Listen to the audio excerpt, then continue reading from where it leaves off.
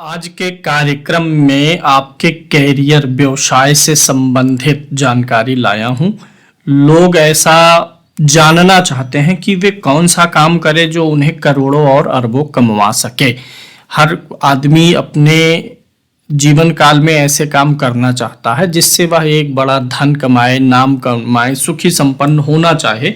तो कुंडली के अनुसार ऐसे कौन से काम होंगे जो आपको उस स्तर तक ले जा सकते हैं। आज हम बात करेंगे भावों की। 9 ग्रहों से किसी ना किसी काम का विचार होता है, ये आपने सुना होगा। लेकिन कुंडली के 12 घर जो होते हैं ये भी न किसी व्यवसाय को दर्शाते हैं। ग्रह और राशियां होती कहां पर हैं? इन्हीं भावों में होती हैं। तो आप अपनी कुंडली देख करके यह डिसाइड कैसे कर सकते हैं कि किस भाव से संबंधित कार्य आपके लिए सबसे ज्यादा सुटेबल है। इसी पे चर्चा होने वाली है। किस भाव से किस व्यवसाय का विचार होगा ये आपको डिस्क्रिप्शन बॉक्स में मैं लिख दूंगा, वहां से आप देखेंगे। और यहां पर मैं अभी सूत्र बताऊंगा कि उस भाव को कैसे निकालें जिस भाव का काम पकड़ना है। और भाव से विचारणीय कार्य आपको डिस्क्रिप्शन बॉक्स में मिलेगा। परामर्श के लिए आप हमसे इन नंबर पर संपर्क कर सकते हैं। चलिए पहले सूत्र पे चलते हैं। पहला सूत्र यह है कि कुंडली के किसी भी भाव में उच्च का ग्रह बैठा हो, सबसे नंबर 1 का काम।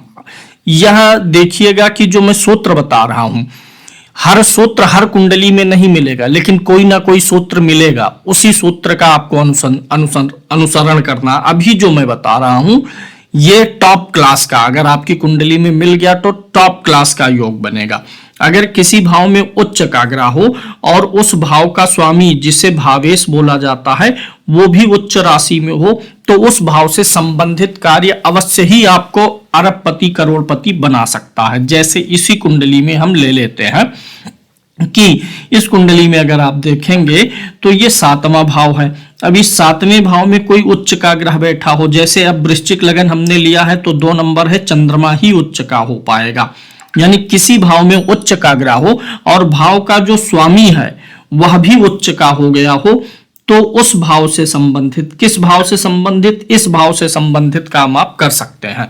जिस भाव में उच्च का ग्रह बैठा है, भाव का स्वामी उच्च का है, उस भाव से संबंधित काम आपको करोड़ों अरबों का पति बना देगा। या फिर जिस भाव में उच्च का ग्रह बैठा हो और उसी भाव में उस भाव का स्वामी भी बैठा हो, जैसे चंद्रमा यहाँ उच्च का है और शुक्र यहीं पर आकर के बैठ गया है, तो ऐसा कॉम्बिनेशन आपको ढूंढना पड़ेगा अपनी कुंडली में। उस भाव से जुड़ा काम आपको निश्चित रूप से बहुत ऊंचाई तक लेकर के जाएगा। तो पहला सूत्र आपका हो गया, भाव में, जिस भाव में उच्च का ग्रह हो, भाव का स्वामी उच्च का हो, या भाव में उच्च का ग्रह हो और भावेश वहीं बैठा हो, तो उस भाव का काम पकड़ लीजिए।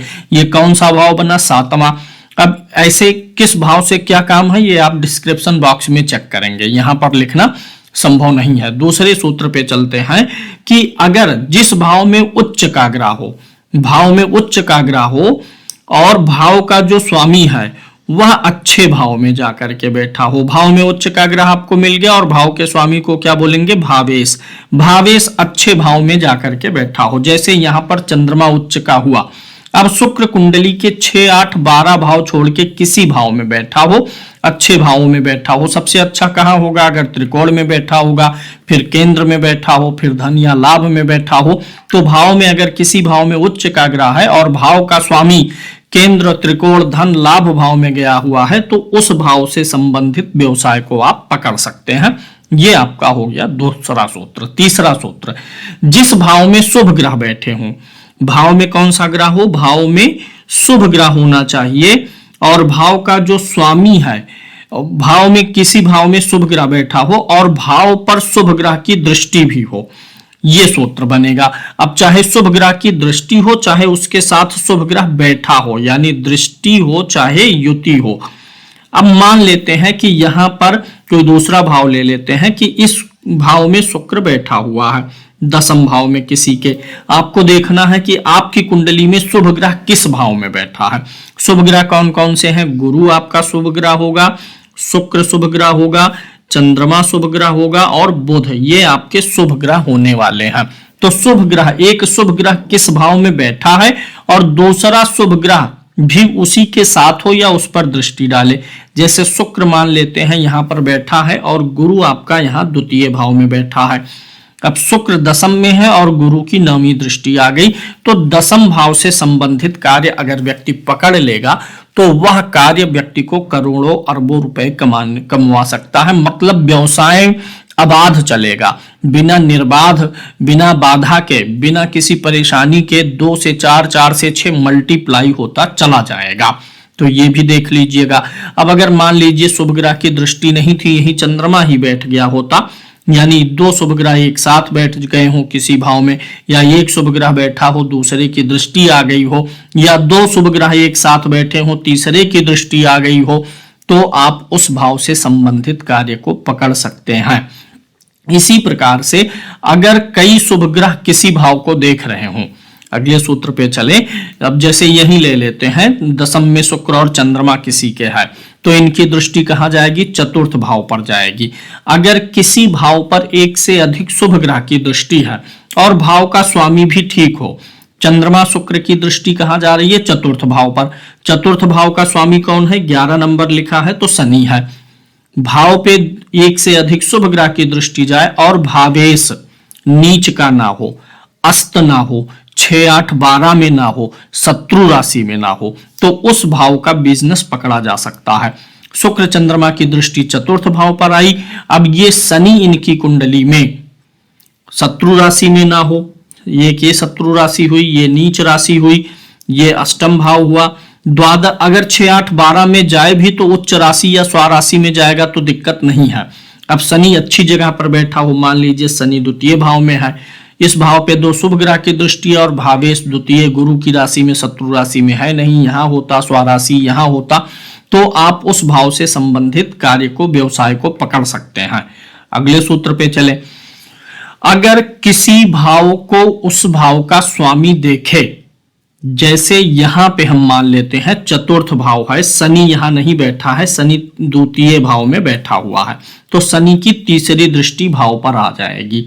जिस भाव को भाव का स्वामी देखे और भाव में कोई ग्रह पीड़ित ना हो, तो उस भाव का बिजनेस पकड़ सकते हैं। अगर उस पे किसी शुभ ग्रह की दृष्टि भी आ गई तो और भी अच्छा है। चतुर्थ भाव का स्वामी यहां शनि है, चतुर्थ भाव पर वह तीसरी दृष्टि डाल रहा है, और भाव पे अगर शुभ ग्रह की दृष्टि भी आ गई है किसी प्रकार से तो और भी अच्छी स्थिति है। लेकिन अगर यही जिस भाव को भाव का स्वामी अपने घर को देख रहा है और भाव पीड़ित हो जाए, भाव पीड़ित होने का मतलब मान लीजिए कि यहीं पर राहु और चंद्रमा हो जाता तो दोष बन गया ना, तो ये पीड़ित हो जाएगा। यहीं पर कोई नीच का ग्रह हो जाएगा तो पीड़ित हो जाएगा। इसको इस उदाहरण से देख लेते हैं। जैसे यहां पर जो है मंगल यहां पर बैठ गया चौथे भाव में, अब मंगल तीसरे भाव में, मंगल की चौथी दृष्टि आ गई छठे भाव पर, लेकिन शनि भी यहीं पर बैठ के नीच का हो गया है, तो मंगल अपने घर को तो देख रहा है, यानी बल दे रहा है, लेकिन भाव में नीच का ग्रह है। अब इस केस में बचना है। यहां पर अगर सूर्य होता, गुरु होता, जो इस राशि के शत्रु नहीं हैं, यहाँ नीच ना होते या इस भाव में कोई दोष ना बनता, तब इस भाव से संबंधित कार्य को अपनाया जा सकता था। अगले सूत्र पे चलते हैं। जिस भाव में कोई ग्रह अपनी मित्र राशि में बैठा हो, किस राशि में? भाव में ग्रह मित्र राशि में हो और उस भाव पर जो दृष्टि बने, भाव में कोई ग्रह मित्र राशि में हो और उस भाव पर दृष्टि आए तो शुभ ग्रह की आए। अगर उस भाव में कोई ग्रह बैठा हो, युति करे, तो वह शुभ ग्रह हो, या उस भाव को जो ग्रह देख रहा हो उस भाव में स्थित राशि का मित्र हो, तब जो है आपको यह काम बहुत अच्छे से सूट करने वाला है, या भावेश ही उस भाव को देखे। तो सूत्र को मैं यहां पर समझाता हूं। जिस भाव में मित्र राशि का ग्रह हो, जैसे अब हम ले लेते हैं यहां पर इस भाव को ले लेते हैं, यहां पर मान लीजिए आपका गुरु बैठ गया है, चंद्रमा का घर है, मंगल बैठेगा तो नीच का होगा, हालांकि मंगल चंद्रमा के घर में नीच का होकर के व्यवसाय बिगाड़ता नहीं है। इस भाव को ले लेते हैं, यहां पर शनि महाराज बैठ गए, 2 नंबर की गिनती है, शनि क्या है? मित्र राशि में है, तो जिस भाव में मित्र राशि का ग्रह बैठा है और शुक्र सामने आ गया, शुक्र अपने घर को देख दिया, यानी भाव में मित्र राशि का ग्रह बैठा हो और उस भाव पर शुभ ग्रह की दृष्टि हो, या जो भाव का स्वामी हो वही देख रहा हो, या जो भाव का मित्र हो ग्रह जैसे बुध को मान लीजिए शुक्र नहीं बुध देख रहा, तो बुध भी मित्र के ही घर को देखेगा, तो उस भाव से संबंधित व्यवसाय अपनाना आपके लिए जीवन में अपार सफलता के रास्ते खोल सकता है। जिस ग्रह की राशि में सबसे अधिक ग्रह बैठे हों, अब ले लेते हैं इसी कुंडली से हम क्या करते हैं कि मान लेते हैं कि कुल अब हमारे पास कितने ग्रह होते हैं, कुल 9 ग्रह हैं, अलग अलग राशियों में बटे रहेंगे। लेकिन बहुत बार आप देखेंगे जैसे ये बुध की राशि है एक और ये बुध की राशि है, 9 ग्रहों में से सारे ग्रह अलग अलग भावों में बैठे हैं, लेकिन बुध की राशि में 3 ग्रह आ गए हैं। एक तो मान लीजिए बुध खुद आ गया, शुक्र आ गया है और यहाँ पर मंगल बैठा हुआ है। शेष अन्य ग्रह एक एक राशि में है, यानी बुध की जो दोनों राशियां हैं, बुध की राशि दोनों है, यानी बुध की राशि में सबसे अधिक ग्रह बैठे हैं। किस राशि में बैठे हैं? बुध की राशि में। राशि को नहीं, राशि स्वामी को देखना है। जिस ग्रह की राशि में सबसे अधिक ग्रह बैठे हुए हों, वह ग्रह कुंडली के जिस भाव में बैठा हुआ है उस भाव से संबंधित व्यवसाय को अपना सकते हैं। अब अगर वह ग्रह जिसकी राशि में सबसे अधिक ग्रह बैठे हैं वह ग्रह कुंडली के अच्छे भाव में होगा तो बहुत बढ़िया रिजल्ट है। अगर उस ग्रह पे शुभ ग्रह की दृष्टि होगी तो बहुत बढ़िया है। वह नीच का ना हो, ग्रह अस्त ना हो, तभी अपनाना है। जैसे यहाँ बुध की राशि में सबसे अधिक ग्रह हम मान लिए, यहां से हम बुध हटा दे रहे हैं, शनि कर दे रहे हैं। बुध की राशि में हमें सबसे ज्यादा ग्रह मिल गए, शनि मिल गया, शुक्र मिल गया, मंगल मिल गया, तो बुध क्या हो गया? इस कुंडली में डोमिनेंट हो गया। अब बुध अगर कुंडली में अच्छी जगह पर बैठा होगा, नीच नहीं होगा, अस्त नहीं होगा, तो वह जिस भाव में होगा उस भाव से संबंधित कार्य अपनाना आपके जीवन में दिन प्रतिदिन हमेशा ऊंचाई की तरफ ले जाने वाला काम आपके लिए बनेगा। अगले सूत्र पे चलते हैं। धनेश कुंडली में जिस भाव में हो, धन भाव का स्वामी कौन है? यहां पर गुरु है।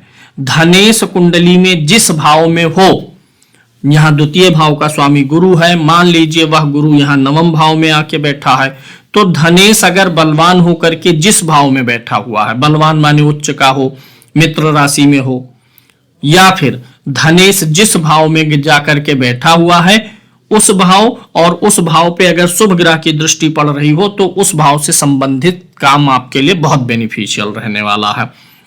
मान लेते हैं किसी का धन भाव का स्वामी मंगल है, द्वितीय भाव का स्वामी मंगल है और वह मंगल जाकर के 11th हाउस में बैठ गया, 11वें घर में बैठ गया है। अब वह मंगल 11वें घर में बैठा और उसके साथ में कोई शुभ ग्रह आ गया है, उसके साथ में उसके ऊपर किसी शुभ ग्रह की दृष्टि पड़ गई है, या उसके ऊपर भाव के स्वामी की दृष्टि पड़ गई है, जिसे क्या बोलते हैं भावेश की दृष्टि पड़ गई है, तो उस काम को चुना जा सकता है। धनेश जिस भाव में जाकर के बैठा है उस भाव से संबंधित कार्य अपनाना आपके लिए अच्छा रहेगा। अगर उस भाव पे शुभ ग्रह की युति है, दृष्टि है, भावेश की दृष्टि है, तो वह भाव का काम आपको अरबपति करोड़पति बनाने में पूर्ण रूप से सक्षम रहेगा। इसी प्रकार से एकादश के लिए सेम सूत्र है। एकादश यानी लाभ भाव का स्वामी कुंडली के जिस भाव में गया है वह पहले देख लीजिए। जैसे यहाँ बुध एकादश भाव का 6 नंबर लिखा है तो बुध स्वामी है। अब हम मान लेते हैं यह बुध तीसरे भाव में आकर के बैठ गया। इस बुध के साथ में कोई शुभ ग्रह भी आकर के बैठ गया, शुक्र बैठ गया, या शुभ ग्रह की दृष्टि चली आई है उसके ऊपर, गुरु यहां से देख दिया है, या भाव का स्वामी शनि है, शनि की दृष्टि पड़ गई हो, शनि यहां से देखे, तीसरी, 7वीं, 10वीं कोई दृष्टि से देखे, तो तीसरे भाव से जुड़ा काम अपनाया जा सकता है। यह आपको अपार सफलता दे सकता है। तो इतने सारे योगों को आप मिलाइएगा, लगन कुंडली में देख लीजिएगा और दशमांश कुंडली जिसको D10 बोलते हैं, अगर लगन कुंडली में जैसे पहले वाला योग सबसे मजबूत योग था, अगर वह लगन कुंडली में नहीं बना, दशमांश में बन गया, तो वहां से पिकअप कर लीजिएगा। लगन और दशमांश दोनों में आप सूत्र आजमा लीजिएगा और वहां से आप अपना सकते हैं। अब एक बहुत जरूरी बात, किस भाव से जुड़ा काम आपके जीवन को तहस नहस करेगा, हमेशा तनाव देगा, अवरोध देगा। अगर कुंडली के किसी भी भाव में कोई दोष बना हो, कोई दोष बना हो मतलब सूर्य के साथ राहु आता है, सूर्य के साथ केतु आता है, सूर्य के साथ शनि आता है तो दोष बनाता है। चंद्रमा के साथ राहु आए, केतु आए, शनि आए तो दोष बनाएगा। यानी आपकी कुंडली में अगर किसी भाव में सूर्य के साथ राहु मान लीजिए बैठा हुआ है दसम भाव में, सूर्य के साथ राहु है, केतु है या शनि है, तो दसम भाव से जुड़ा काम संघर्ष पैदा करेगा। आपकी कुंडली में चतुर्थ भाव में चंद्रमा के साथ शनि, राहु या केतु में से कोई है और आपका काम चतुर्थ भाव से जुड़ा हुआ है, तो हमेशा आपको पेन देगा। तो ये चीज समझ लीजिएगा। दूसरा, अगर कुंडली के किसी भाव में नीच ग्रह बैठा हुआ है, किसी भी भाव में, और आपका व्यवसाय उसी ग्रह से संबंधित है, तो आपको कष्ट आएगा। अगर कुंडली में किसी भाव में नीच का ग्रह बैठा हो और भाव का स्वामी भी नीच का हो, तो उस भाव का काम पकड़ लेंगे तो सत्यानाश ही सही। अब जैसे कि यहां पर मान लेते हैं शुक्र बैठा है, शुक्र कन्या राशि में नीच का हो गया, भाव का स्वामी कौन है? बुध है, वह भी नीच का हुआ है। तो भाव में नीच का ग्रह और भावेश का भी नीच होना समस्याएं उत्पन्न करेगा उस भाव से जुड़ा काम पकड़ने पर। भाव का स्वामी 6, 8, 12 में गया हुआ हो तो वो भी दिक्कत करेगा। भाव में नीच का ग्रह हो और भाव का स्वामी 6, 8, 12 में चला जाए, जैसे शुक्र यहाँ नीच का है और बुध 6, 8 या 12 में आ गया, तो एकादश भाव से जुड़ा काम हमेशा आपको तकलीफ देने वाला है। जिस भाव में आपके कोई ग्रह बैठा हो शत्रु राशि का हो करके, और उस भाव पर जो है किसी शत्रु ग्रह की दृष्टि आ रही हो तो भी दिक्कत करेगा। जैसे शत्रु राशि का ग्रह बैठा हो किसी भाव में, तो मान लेते हैं चतुर्थ भाव है, मंगल शनि की राशि है, मंगल बैठ गया, मंगल शत्रु राशि में है। अब इसके ऊपर भी किसी शत्रु ग्रह की दृष्टि आ जाए, सूर्य यहां से देख लिया तो मंगल भी शनि का शत्रु है, सूर्य भी शनि का शत्रु है। शत्रु राशि में ग्रह बैठा हो और शत्रु की दृष्टि होगी तो भी दिक्कत करेगा। किसी भाव में कोई ग्रह शत्रु राशि में होकर के बैठा हुआ है और भाव का स्वामी 6, 8 या 12 में गया हुआ है, या भाव का स्वामी नीच है या भाव का स्वामी अस्त है, तो उस ग्रह उस भाव से संबंधित कार्य आपके जीवन में हमेशा पीड़ा उत्पन्न करेगा। उदाहरण से समझा देता हूं। भाव में कोई ग्रह शत्रु राशि में बैठा हो, जैसे द्वितीय भाव हो गया, यहाँ पर शुक्र बैठा है, गुरु की राशि में शुक्र बैठ गया, तो ये शत्रु राशि में, और भाव का स्वामी कौन है? गुरु है। अब वह गुरु अगर 6, 8, 12 में गया, वह गुरु कहीं नीच का हो गया, सूर्य के साथ जाके अस्त हो गया, तो द्वितीय भाव का काम करना आपके लिए बहुत ज्यादा तकलीफ देने वाला हो सकता है।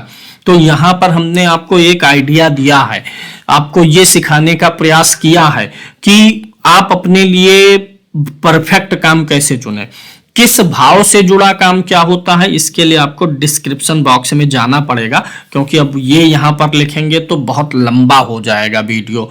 हर भाव से जुड़े कई कार्य होते हैं। अब आप इसको देख लीजिए। वीडियो अच्छा लगा है तो आप लोग कमेंट जरूर करके बताइएगा, वीडियो को लाइक करिएगा और जो वीडियो को शेयर भी करिएगा, ताकि आप लोगों के लिए इसी प्रकार से मैं और अधिक रोचक जानकारी लेकर के आता रहूं। धन्यवाद।